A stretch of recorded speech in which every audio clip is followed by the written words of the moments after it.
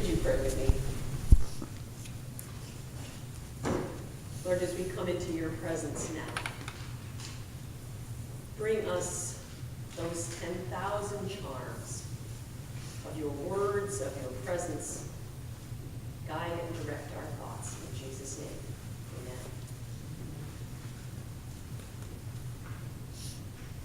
amen. I read about a pastor who was talking with a gentleman in his congregation who was struggling with this text from Luke 6 that we heard this morning.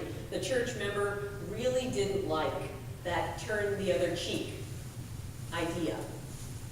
And after a lengthy discussion, the man finally resolved it.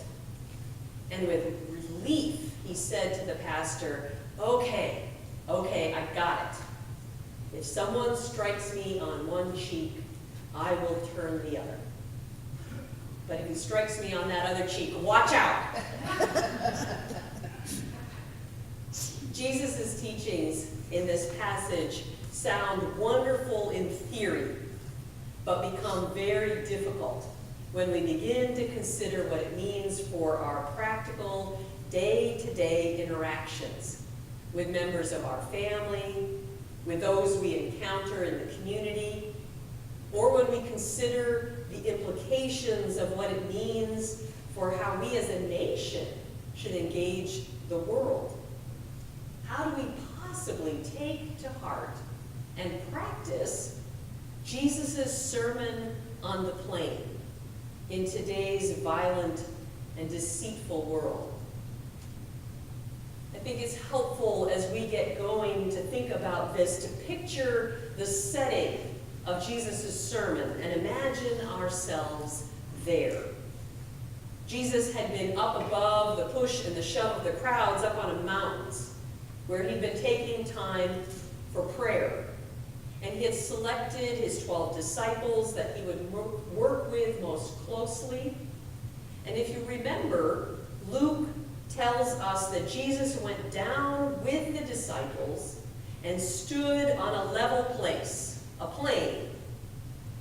On this level place, there was a large crowd of people who had come to hear him and wanted to be healed of various diseases, people in pain, people longing for something just better. And it says the people all tried to touch Jesus because the power was coming from him and healing them all. I'm sure this wasn't a calm and orderly line like a doctor's office where people are taken in the order that they sign in at the desk, or like a deli where you take a number and you wait patiently until your number is called. There are a number of instances in the Bible when the setting for a story is deliberately described as a level place, as a plain, like Luke describes the setting for this sermon that Jesus gives. The cities of Sodom and Gomorrah, where the locals used rape as a weapon of violence against visitors, are described as being on the land of the plain. And when God's angel instructs Lot and his family, the angel says, "Flee for your lives, don't look back, don't stop anywhere on the plain." When Moses died, the Israelites went down to the plains of Moab to sit and to grieve the loss of their leader. Nehemiah is invited to meet with the leaders of cities around Jerusalem to discuss a truce on the plain of Ono. But he's informed just in time that they're actually scheming to harm him. Maybe it was the plain of, oh no. Ezekiel is on a plain, a wide floor of a valley, when he encounters the dry bones of a great many people who have died. A plain, a level place, is a representation of a place of danger and deceit and death, a place of misery and suffering, a place of conflict and brokenness. This week I sat in a meeting with the City of Delavan's Police Chief, Jim Hansen. And in his presentation, Chief Hansen named the 3 biggest challenges facing this community and the police department right now. One is that this community is no different than so many other communities around the nation, that we are experiencing the effects of the opioid addiction crisis as well. Drug trafficking through Walworth County is higher than almost any other county in the state.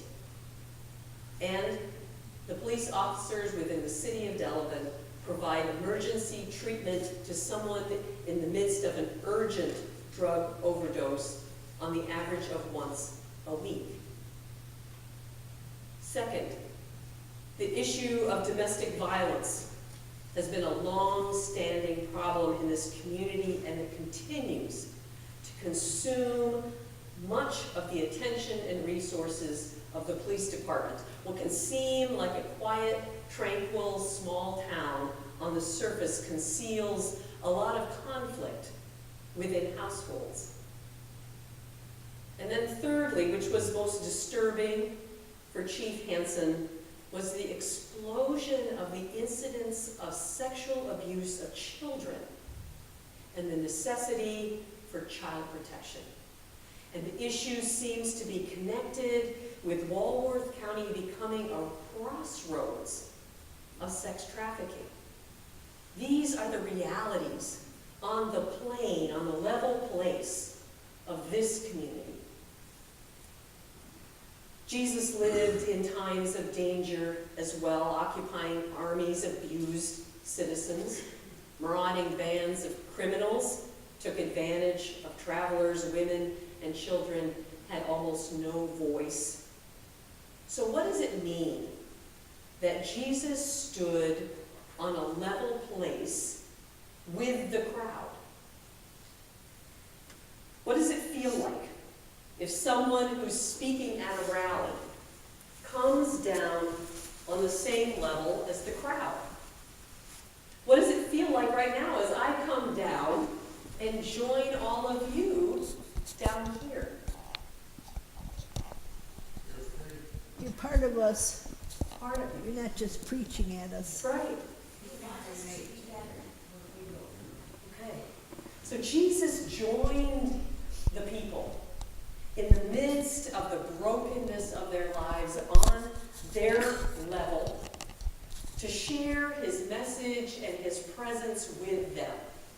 Jesus came to that plane, to that level place, to be with the crowd, to teach about God's ways, not from a high and mighty perspective, telling them what to do from some safe distance. He modeled bringing God's presence and power into that level, everyday struggle and pain. And from that level place, Jesus taught about how each person can practice the ways of God in those low-level places of life. Jesus, by his example, invites us too to preach to the world, not from a place that's high and lofty, but to join those who need Jesus where they are at, and to show them mercy in action. When we look at what Jesus had to say in this sermon, he wasn't using fancy and philosophical talk. Rather, he gave very concrete examples of difficult situations that many of those he was talking to would have encountered. And he made suggestions for very specific responses. There's been a lot of criticism of Jesus' words as society becomes more aware of victims' rights and the damaging effects of trauma, and as we seek to understand and end that that cycle of violence and abuse. But rather than Jesus' words being naive and misguided, as they're sometimes represented, I believe that the problem has been with how people, especially people in the church and even pastors themselves, have misused Jesus' words and misunderstood them. I think it's unfortunate that Jesus' words have been twisted sometimes to advise victims to continue to endure abuse. And it's been used at times as an excuse to wriggle out of confronting injustice and the brokenness of patriarchal power structures. Jesus' message was even co-opted by the powerful to suppress the rebellion of the weak. The church in our country did that during the time of slavery, using these words to force the weak to stay in those positions, lowly positions. And even in our age, in the new form of slavery that is racism. But Jesus wasn't standing above the people, advising that they participate in acts of defeat and compliance.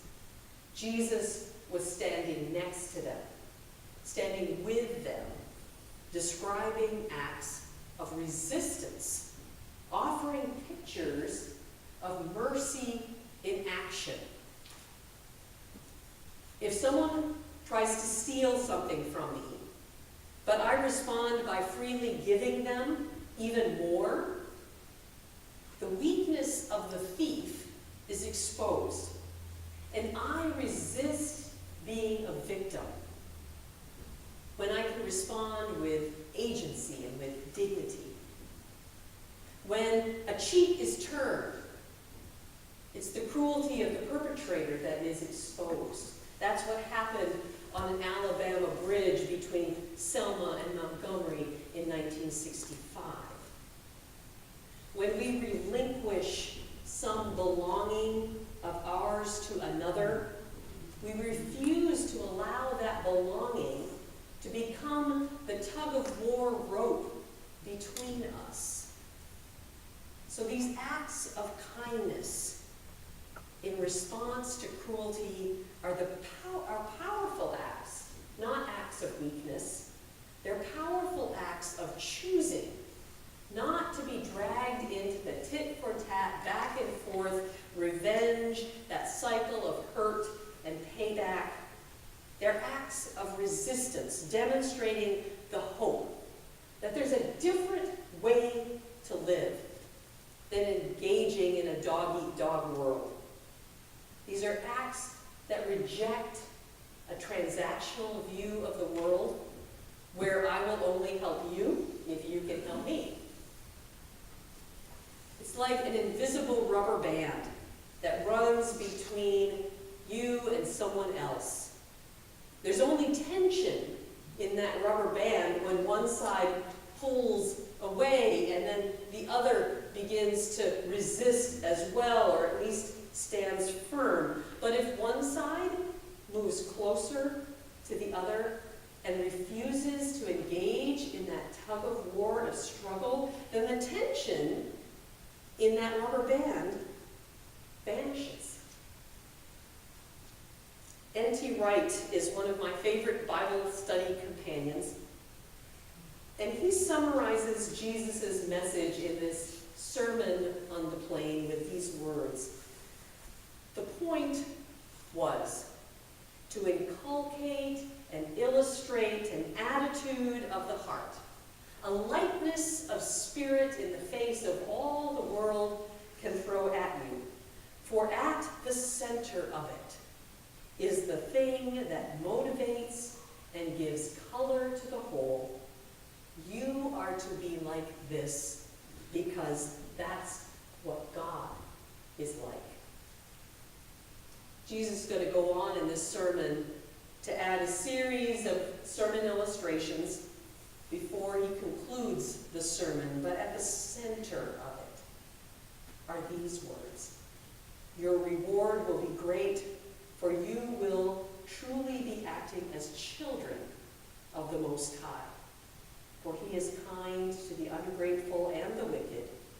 Be merciful, just as your Father is merciful. Or as it's worded on the Message version, which I printed on the back of your bulletin, it says, live out your God-created identity, the way our Father lives towards us, graciously and generously, even when we're at our worst. Our Father is kind. You be kind. How we behave in the world, how we react to the world around us is really a reflection of the God we believe in. That's the bottom line. Who is your God? What a shame that too often Christians have behaved as if they believe in a God who is keeping score and going to make us pay for every wrong that we do. And what a shame that so often we have behaved as if we believe in a penny-pinching God who's only going to do something to help us if we do something in return for God. By the church's regulations and condemnations, so often we have portrayed a God that is mean and judgmental, who seeks to make life hard for humanity as a test for us. But Jesus' God is different. Jesus, in this sermon, shows us a God that turns the other cheek, even if we take a swipe at it. Jesus shows us a God that continues to give us sunshine and good things, even when we grab selfishly and ungratefully for the blessings in this world. Jesus shows us a God that never sends a bill for blessings, never demands that we love him back. Instead, Jesus shows us a heavenly Father that pours out love and more love, regardless of how we respond. There's Jesus in the midst of the crowd, and the healing power is going out for him, healing everyone who was there. There was no vetting process on that plane. The guide for life that Jesus preached and lived was all about a glorious and uproarious and absurdly generous God. Is that our God too? When we respond to the words of Jesus in this sermon on the plane with doubt and reservation, like I did at the beginning when I wondered how in the world we could live out and practice Jesus' directions in this world that's so hard-hearted and callous and cruel, then we're in danger of letting the mud of that plane and the push and shove of the crowd twist and shape our image of God. We need to focus on Jesus. We need to focus on how his life reflects the true image of God. And what difference will that make in this world? First, others will experience what mercy is. They may have never known that deep kind of kindness, or they may have been hurt in some way and been left doubting it. But when we defy the ways of the world and we act in ways of mercy, God's very presence is extended and made incarnate in the world. And next, when you act in the ways of mercy towards others, you yourself will have a deeper experience of mercy. The day in the city of Calcutta when I accepted the invitation to wash the destitute woman was the day that I had the most profound experience of Christ present and merciful to me. And finally, when each of us who claim Christ go out into the level places of the world looking for opportunities to put mercy into action, those level places of life are transformed. That cycle of violence ends if there isn't revenge to keep it driving. The importance of making sure your neighbor is all right begins to exceed the importance of your possessions and your belongings. The variety of races and languages and cultures becomes a joy instead of a threat. And the vulnerability of children becomes an awesome responsibility and a gift to us all. Who is your God?